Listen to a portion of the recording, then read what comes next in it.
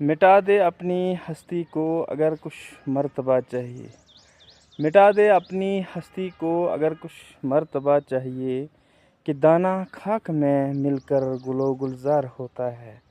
ہائے میں فانی ایاز گولوی، اور آپ میرا فیس بک پیج دیکھ رہے ہیں فانی ایاز لون۔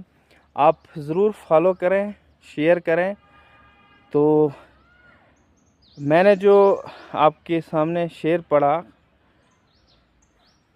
مٹا دے اپنی ہستی کو، ہستی ہوتی ہے زندگی۔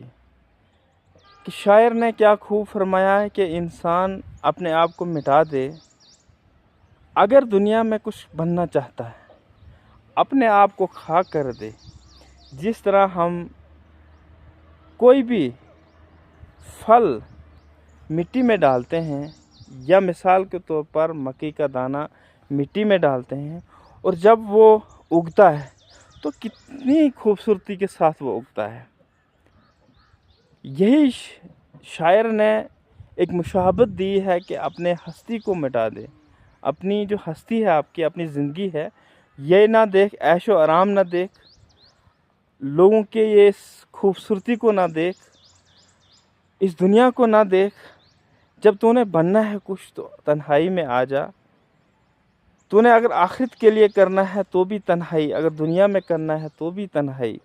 کیونکہ جب تو تنہائی میں بیٹھے گا تو اپنے آپ کو سنوارے گا، اپنے دل میں اترے گا اور محنت کرے گا۔